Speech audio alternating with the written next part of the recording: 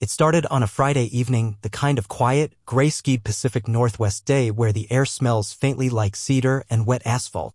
I was in the workshop I'd built behind our house, sleeves rolled up, soldering iron in hand, halfway through repairing a pair of vintage speakers I found at a garage sale. Fixing things has always been my therapy. Tangible problems, clear solutions. Unlike relationships. The sound came just as I was testing the tweeters, a soft car door slam, unmistakable against the stillness of our Oregon suburb. The kind of place where every noise carries and everyone knows whose engine sounds like what. Jenna's car had a specific sound, slightly higher pitch when she turned the key. I didn't even have to look, I just knew she was home.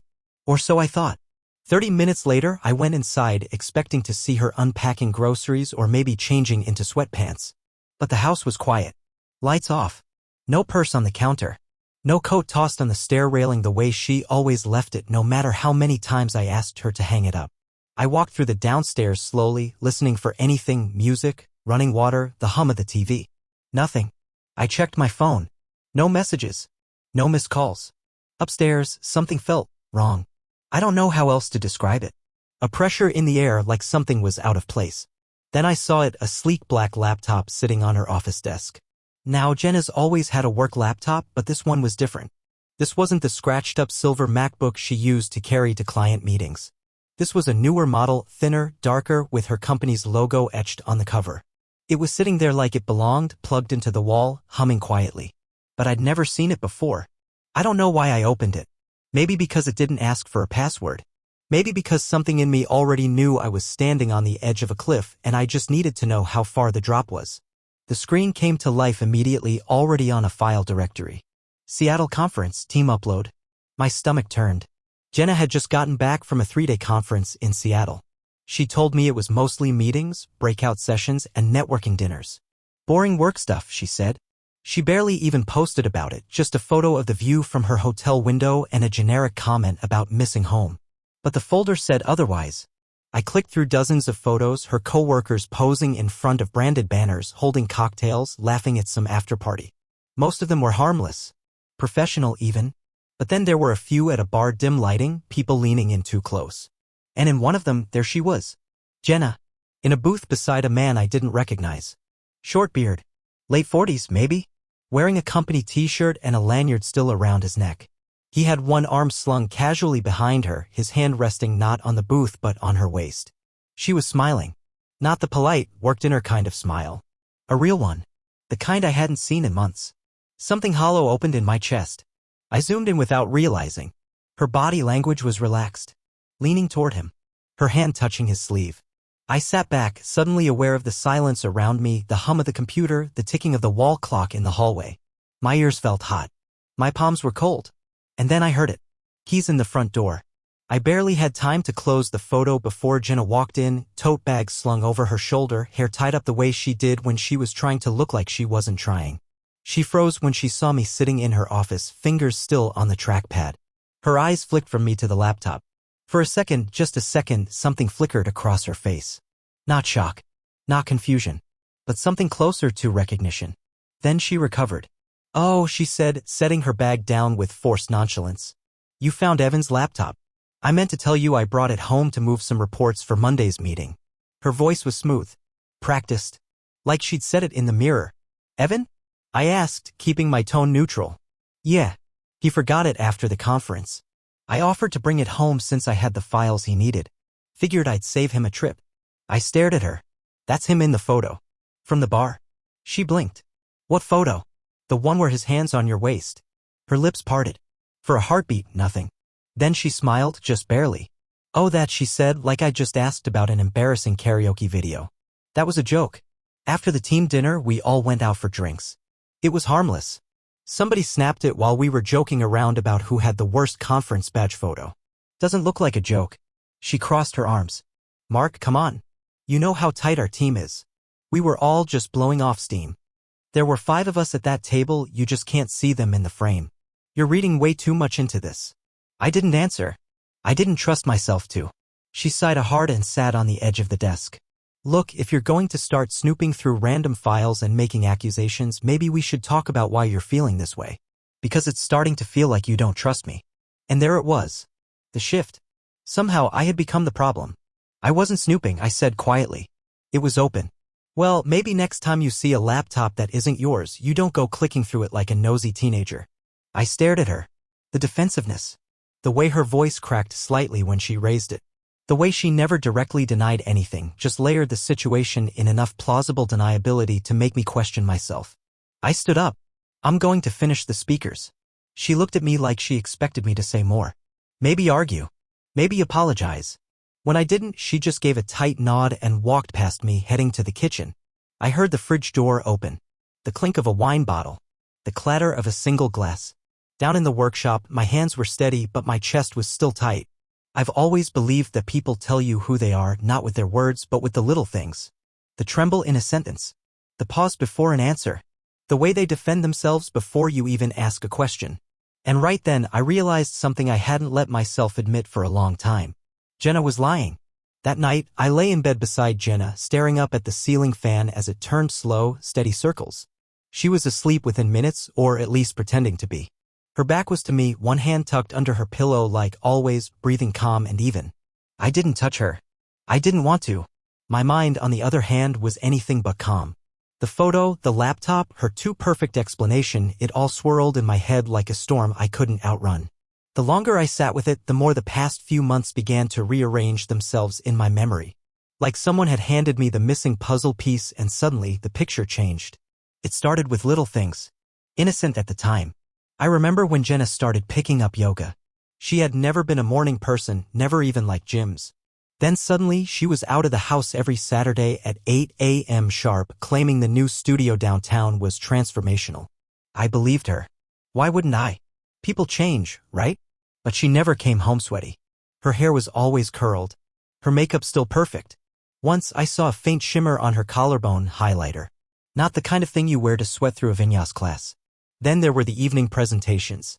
At first, I was proud. Jenna was climbing the ladder fast at her firm. Those late nights at the office? Proof of how hard she was working. I even brought her dinner once, sushi from her favorite place, dropped it off without warning. Her assistant said she'd already left for the day. Probably headed to that client happy hour, she said. Happy hour? She'd texted me an hour before, saying she was neck-deep in analytics. I remember brushing it off. I even joked about it with her later. She laughed. Said her assistant was probably talking about a different Jenna. Looking back, I feel like an idiot. Then came the phone habits. Her iPhone was always on silent. She started taking it everywhere, even to the bathroom. She never used to be like that. Once, I caught her with 2 banking apps open at the same time. One was ours, the joint account. The other? I didn't recognize it. I asked her about it. She barely blinked. Said it was a new savings account she was trying out, something with higher interest. Just for personal stuff, she added. It's easier to separate. I told myself she had every right. Independence in a marriage is healthy, right? Besides, I didn't want to be the kind of husband who monitors his wife's money. I let it go. But now? Now all those moments slammed into me like freight trains. The missing pieces I hadn't realized were missing. The long showers, the sudden wardrobe upgrades, the cologne I once smelled faintly on her jacket, a scent I didn't wear. I remembered one afternoon last month I'd come home early, surprised her. She looked up from her phone, startled. It was the only time I'd ever seen her fumble, literally dropping her phone onto the couch as I walked in. I laughed then. Thought maybe she was scrolling something embarrassing, celebrity gossip, maybe. She said she'd just been texting her sister about a birthday dinner. That was a lie too, wasn't it? Then there was her demeanor. Jenna had always been quick-witted, a little sarcastic, but warm. Over the last few months, she'd become hard, defensive. Like everything I said was either an accusation or a joke she didn't find funny. I asked her once if she wanted to go away for the weekend. A cabin in Bend, just the 2 of us. She shook her head before I even finished the sentence. I can't, she said. That's the same weekend as the strategy offsite. A week later, I found a receipt in the laundry. A boutique in the Pearl District. A cashmere sweater and a pair of suede boots. Both clearly not for an offsite full of PowerPoints and corporate icebreakers. At the time, I didn't question it. Maybe she was just treating herself. But now, all I saw was the mask. And the cracks forming underneath it. Even our routines had changed. We used to watch movies together at night, snuggled up with popcorn and lazy banter. Lately, She'd lock herself in the guest room under the guise of catching up on work calls. I'd hear muffled laughter through the door. Once, when I knocked to ask if she wanted tea, there was a long pause before she answered. When she opened it, her eyes were red. Not from tears, from being caught. I told myself I was being paranoid. But the lie was already unraveling. And then there were the dreams.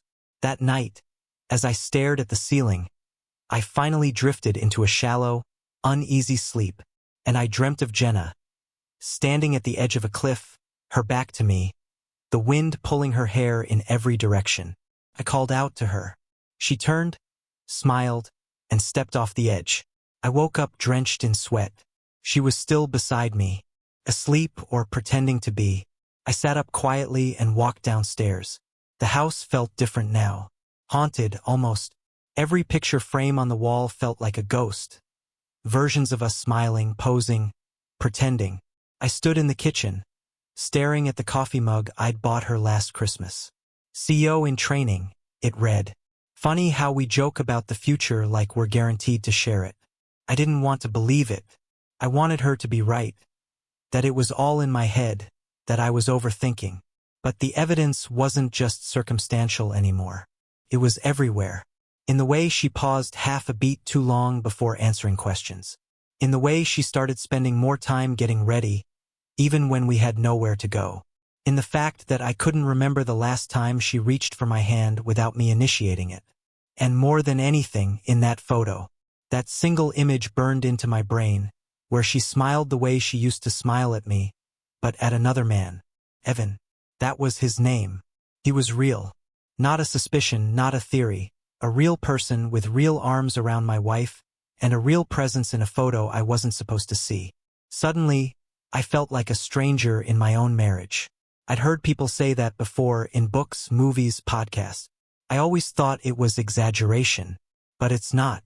It's like waking up one morning and realizing someone swapped your life out for a replica. Everything looks the same, but it's not. I didn't sleep the rest of the night. I just sat in the living room, the hum of the fridge the only sound in the silence. By morning, I'd made a decision. I was done pretending. I was going to find out the truth, all of it. No more half-truths. No more gaslighting. No more giving the benefit of the doubt to someone who didn't deserve it. Because love, real love, doesn't hide in secret laptops or conference photos. And if Jenna couldn't offer me truth, then I'd find it myself. Sunday came in slow, heavy. I spent the morning moving around the house like I was underwater. Everything slower, muted. Jenna made pancakes, as if we were still living in some version of normal. She wore a soft pink sweater I hadn't seen before. Her hair was curled, subtle makeup. Effort, but not for me. We ate in silence, save for the occasional clink of a fork. She scrolled her phone, laughing quietly at something I couldn't see. When she noticed me watching, she tilted the screen away. That was new, too. After breakfast, she announced she had to run to the office. Big presentation Monday, she said, like it was nothing. I need to print handouts, double-check some spreadsheets. I'll only be an hour or two. I nodded, didn't ask questions, didn't argue. But the moment she backed out of the driveway, I grabbed my keys and followed. She headed toward downtown Portland. Her company had an office on the 6th floor of a mid-rise building near Burnside. Modern, glass-heavy, always buzzing during the week. But on Sunday, the whole area was nearly deserted. I stayed a few car lengths back, careful. She parked in the underground garage. I waited a full 5 minutes before pulling into a side lot. I still had a temp access card from an event they hosted a few years ago. It had no expiration date. I kept it in my glove compartment, not even sure why. Now I knew. The building was quiet. I stepped in through the back and took the stairs to the 3rd floor. Her office. I walked slowly, each step deliberate, heart pounding so loud I was sure it echoed off the walls. As I reached the hallway, I saw it, the frosted glass pane that marked the entrance to her department. Light spilled out from inside. Someone was there. I approached quietly. There was a corner where the hallway met the office glass, forming a perfect sliver of visibility. I stopped just before the turn, steadied my breath, and peeked through. What I saw made my blood run cold. Jenna stood near her desk, too close to a man. I recognized him instantly. Evan. From the photo. Short beard, branded polo, khakis that were too casual for a Sunday. His arm was around her waist. She wasn't pulling away. She was leaning into it. Then she touched his chest, fingertips grazing lightly like tracing a familiar map. She was laughing, head tilted back, the kind of laugh that made her shoulders shake. The kind of laugh I hadn't seen from her in months. She ran her hand up to his collar, brushing something off like it gave her an excuse to touch him longer. And then he kissed her. Not a quick peck. Not a friendly hug. A real kiss. One hand on her waist. The other behind her neck. She didn't resist. She leaned forward. My body froze. For a second I couldn't move. Couldn't breathe. It was like watching someone else's life. A stranger's wife. A movie playing out behind glass. But it wasn't. It was mine. I stepped back, careful not to make a sound. My hands were trembling. My chest felt like it was caving in. I turned around and walked away, slowly at first, then faster, not looking back. When I reached the garage, I practically collapsed into the driver's seat. The air inside the car felt suffocating, thick with disbelief. I sat there for what felt like hours, my hands gripping the wheel, my knuckles white. My eyes didn't blink. My brain couldn't process. She kissed him. Not once. Not by mistake. It was deliberate. Familiar. This wasn't a flirtation. It wasn't some emotional support thing like she'd tried to claim. It was real. It was happening. They were together, maybe not in title, but in practice. In stolen moments and Sunday lies. I didn't cry. I didn't scream. I just went numb. Eventually, I started the car and drove home. I didn't remember the route. Just turned where I always turned, stopped where I always stopped. When I pulled into the driveway, everything looked exactly the same. Our little blue house, the wind chimes Jenna bought at the farmer's market, the stupid ceramic frog she insisted we keep by the porch. All still there. But nothing was the same. I went inside, locked the door, drew the curtains, and sat on the couch. And for the first time in my life, I felt completely, utterly alone. The image of them kissing replayed in my mind like a reel I couldn't stop. Her hand on his collar. His fingers brushing her back. The casual in asterisk Macy. The comfort in their closeness. It wasn't new. It wasn't a mistake. It was a routine. A habit. And I hadn't just lost her, I'd lost her a long time ago. I just hadn't known it. I sat there as the afternoon sun slid down the windows, casting long shadows across the hardwood. The house creaked the way it always did. The heater kicked on. Life went on around me, but I was frozen in that moment behind the glass. I thought about confronting her. About storming into that office, breaking the glass, shouting her name, demanding she look me in the eye and explain herself. But I didn't. Because I already knew. I didn't need her to say it out loud. I'd seen it. There's a kind of clarity that comes with betrayal. A sharpness. A painful precision. You realize how much of your life was built on assumptions, on trust, on the belief that you were safe in someone's heart. And then you learn, in one brutal flash, that you weren't. You were disposable. Forgettable. A placeholder. I stayed on the couch until long after dark. Jenna came home around 7. I heard her keys in the door, the jingle of her bracelets. She called out a casual, "Hey babe, I'm back." I didn't answer. I stayed in the shadows, behind the half-wall, watching her move through the kitchen. She hummed to herself. Opened the fridge. Poured a glass of wine. She was smiling. I went upstairs without a word. I couldn't look at her. Not yet. Maybe not ever. Later, when she came to bed, she slid in beside me and whispered, "Everything okay?" I pretended to be asleep. She didn't press. Eventually, she turned away and drifted off. I lay there in the dark, eyes wide open, her breath slow beside me. And I made a promise to myself. I wouldn't ask for the truth. I wouldn't beg for explanations. I would take back control. Because now I knew. And there was no going back. The next morning I got up before the sun. Not because I had to, it was a Sunday, but because sleep wasn't happening. I hadn't slept, not really. Maybe drifted for an hour, but the image of Jenna with Evan was burned behind my eyelids like a watermark. Every time I closed them, it reappeared. I moved through the house like a ghost. Showered. Shaved. Made coffee. The smell didn't comfort me the way it usually did. I didn't even drink it. Just held the mug. Letting the warmth soak into my hands. Trying to feel something. Jenna came down a little after 8. She was in her robe, yawning, stretching, acting like nothing in the world was wrong. She kissed my cheek and said, "Morning." Like it was just another day. I didn't flinch. Didn't pull away. I just stood there, mug in hand, watching her move through the kitchen like she owned the air between us. She chatted about work, about how the client might extend their contract, about how she needed to buy a new power bank because Evans kept shorting out. The mention of his name made my jaw tighten, but she didn't notice, or pretended not to. That's what shook me the most, the normalcy, the way she could wear a lie like a second skin. No hesitation, no guilt in her voice. She poured coffee like it was a routine, not a cover.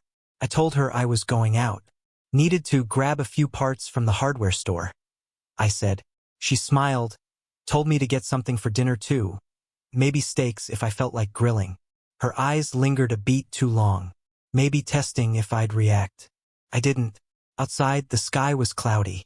Typical Portland gray, but comforting in a strange way. I drove with no destination, just letting the roads take me. Past the park where we used to picnic. Past the bookstore where we'd spend hours thumbing through novels we never bought. Every corner of the city felt like it had her fingerprints on it. And now every one of those prints felt like a bruise. Eventually, I parked near the river. Sat on a bench looking out over the water.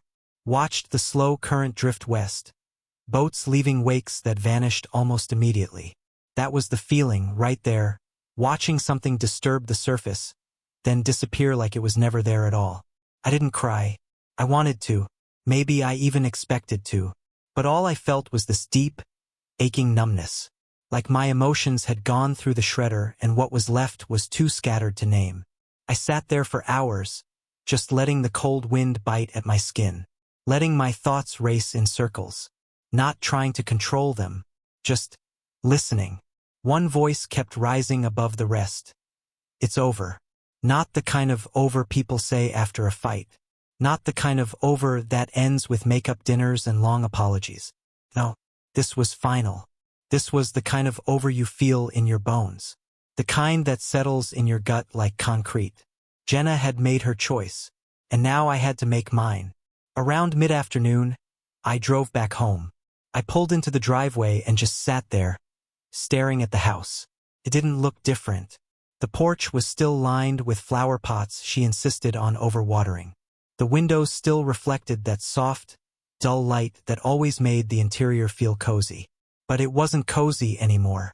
It was a stage, and I was done acting. I turned off my phone. Not just silenced, I powered it off.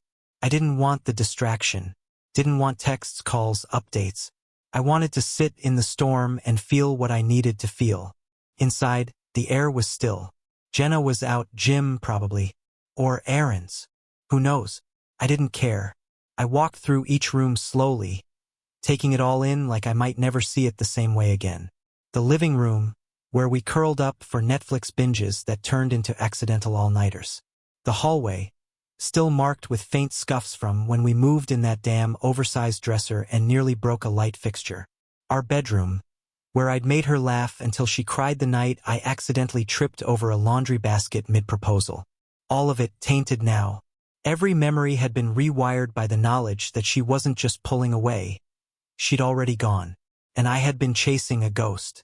I sat on the couch again, just like the day before. No TV. No music. Just silence. Time passed. Maybe an hour. Maybe two. I didn't check. At some point, the front door opened. Jenna stepped in, shopping bag in hand. She was humming again. Something upbeat. Something light. She set the bag on the counter and called out. They were out of flank steak, so I got chicken instead. Hope that's okay. I didn't answer. She glanced over and frowned. You all right? I nodded. But it wasn't a yes. It was a placeholder. She tilted her head, studying me. You've been quiet lately. So have you? I said, not looking at her. A pause. Then, if there's something bothering you, you could just ask. I looked up, and for a moment, I saw it, the flicker of fear behind her eyes. Just a flash, then gone. I don't have any more questions, I said, and I meant it. What was the point? The moment I saw her with Evan, every question I'd carried dissolved into something colder, harder. She stood there a few seconds longer, then turned back to the groceries. Okay, she said softly. I went upstairs. closed the door, sat on the edge of the bed we shared.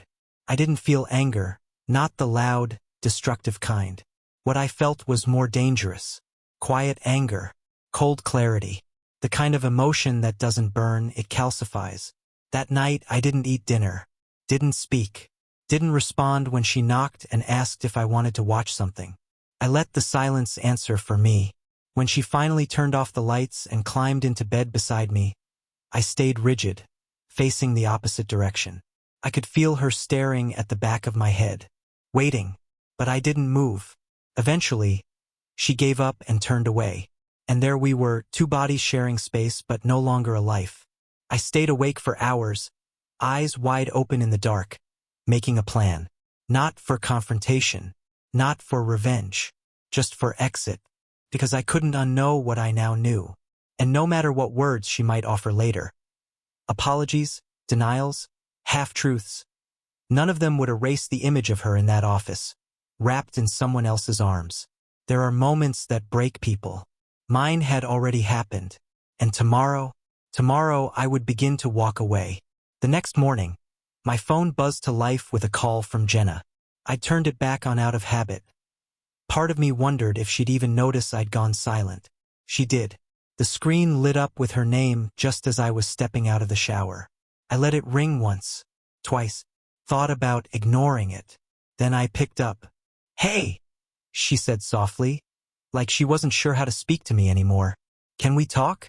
Today? Just talk." I hesitated, then answered with a single word. "Where?"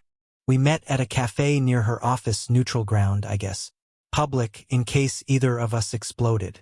She got there before me. I saw her through the window, sitting at a small corner table, fingers wrapped around a paper coffee cup like it was her lifeline. She looked tired. Not from lack of sleep, from weight. The kind you carry when your secrets finally catch up to you.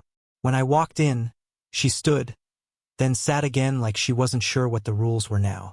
"Thanks for meeting me," she said, trying to smile. "I didn't think you'd answer." I didn't respond. I just sat. The silence stretched a little too long.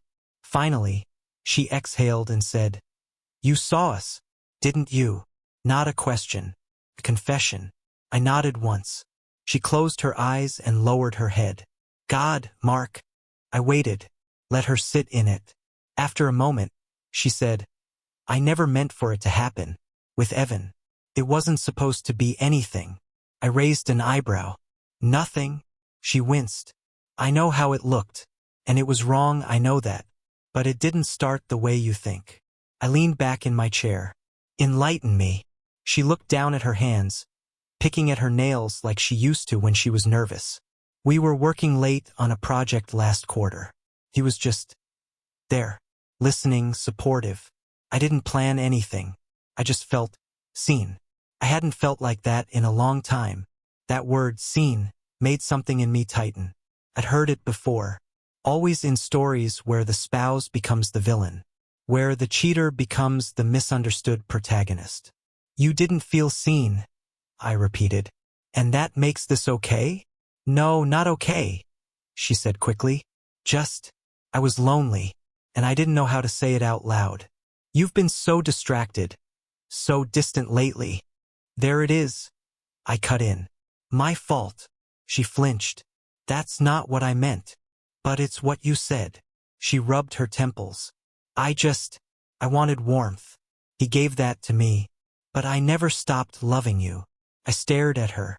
Really stared. The woman across from me was the same person I'd built a life with. The same person I once drove across state lines just to surprise with concert tickets. The same person who used to write little notes on my lunch napkins.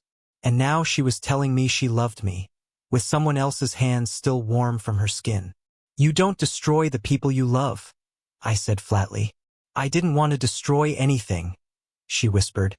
"I was just trying to feel something again." I shook my head. "And now?" She didn't answer at first, just looked at me, her eyes wet. "I don't want to lose you." I laughed, sharp and bitter. "You lost me a long time ago, Jenna. You just didn't notice." Her lips parted, like she wanted to protest. But she didn't. Maybe she knew I was right. "Are you still seeing him?" I asked. She hesitated. That was all the answer I needed. Jesus? I muttered, running a hand down my face. I ended it, she said quickly. After that night, I swear. I told him it was a mistake, that I couldn't keep doing it. I ended it. After I caught you. She looked down. Would you have stopped if I hadn't followed you? I asked. No response. I didn't think so. The silence stretched again. This time I let her sit in the wreckage of her own choices. I want to try, she said eventually. To fix this. We can go to counseling. Talk to someone. Work through it. Please. Just give me a chance. A part of me almost softened out of habit, not hope. But then I remembered that photo on the laptop. Her leaning into him. Smiling. The kiss. The hand on her waist. The familiarity. I remembered how effortlessly she lied to me night after night. You think this can be fixed? I asked. That we can go back to who we were? She didn't speak. We're not broken, Jenna, I said. We're gone. Her shoulders shook then. Silent sobs. Tears rolling down her cheeks. I watched, detached. I didn't reach for her. I didn't offer a napkin. I just sat there watching the performance unfold like I wasn't part of it anymore. When she finally looked up, her voice was barely audible. So that's it? I nodded. Yeah, that's it. I didn't think it would end like this, she said. No one ever does. We sat there for another minute, maybe two. The sound of the espresso machine hissing, a couple laughing at the next table, all of it felt surreal. Like life was moving forward while mine had just come to a dead stop. When I finally stood, Jenna looked up at me like she wanted to say something else, a last plea, a final apology. I didn't give her the chance. Goodbye, Jenna. I walked out. The wind outside cut through my jacket. Cold. Sharp. Honest. I stood on the sidewalk for a minute, breathing in the city. The sounds of traffic, footsteps, conversations, all of it reminded me that I was still here. Still standing. Still alive. And that clarity I'd been chasing finally landed. She didn't just cheat. She chose someone else, in moments, in silence, in lies. And I didn't need her permission to walk away. I got in my car, started the engine, and drove. Not home. Not yet. Just away. That evening I packed her things. It wasn't dramatic. No yelling. No breaking dishes or crying into old photo albums. Just methodical motion, a kind of mechanical stillness that took over once the emotional storm passed. I started with the basics, her clothes, folded and stacked into boxes I labeled with a black marker. Then her shoes, books, the framed photos on her nightstand. I cleared the bathroom drawer she'd claimed, carefully wrapping her jewelry and perfumes in towels. At the bottom of one drawer, I found the sapphire pendant I'd given her last year, her birthday gift. She only wore it once. I placed it inside a small velvet box and laid it gently on top of everything else. The final touch was a note. Not some emotional letter or long-winded monologue. Just 2 words, we're done. I left the boxes by the front door. When she came home, she saw them immediately. Her face changed, not in surprise, but in finality. Like she knew what was coming. Maybe she'd known for weeks and this was just confirmation. She opened her mouth to say something, but I raised a hand. You don't need to explain anything, I said. She looked at me for a long time, searching for some opening. Some thread of hope. But there wasn't one. After a moment, she nodded. And just like that, she picked up the boxes and walked out. No tears. No pleading. No promises. Just silence. The days after were quiet, painfully so. The house echoed in ways it never had before. I kept expecting to hear her footsteps upstairs, the soft creak of the closet door, the hum of her voice through the bathroom wall. But there was nothing. Just me. Alone with my thoughts. For a while, I didn't try to fill the silence. I let it stretch. I needed to sit in the stillness and listen to what was left. It wasn't just about grieving her. It was about remembering who I was before all this. I went back to the workshop. Picked up half-finished projects that had been sitting for months. Fixed things. Built things. Created things. It grounded me. Then I started running again, something I hadn't done in years. Just me and the pavement and the wind cutting through my lungs. Each run felt like a reset. Work picked up too. My boss offered me a promotion. I took it without thinking twice. For once, I wasn't consulting someone else's calendar or weighing the we in every decision. It was just me. And it felt good. A few weeks in, I started noticing someone from the office, Lauren. She was calm, grounded. The kind of person who listens with her eyes, not just her ears. We stayed late a few times working on a project, and somehow our conversation slipped beyond spreadsheets. One evening, we sat on a bench by the lake near our office. The water was still, streetlights shimmering on the surface like scattered stars. "I'm glad we did this," she said. I looked at her and realized I wasn't afraid anymore. Not of trusting again. Not of feeling something. I wasn't carrying Jenna's betrayal like a badge or a wound. It was just part of the past now. As we sat in that quiet moment, I realized something important. Losing Jenna wasn't the end. It was the beginning of something real. Something I wouldn't lose again.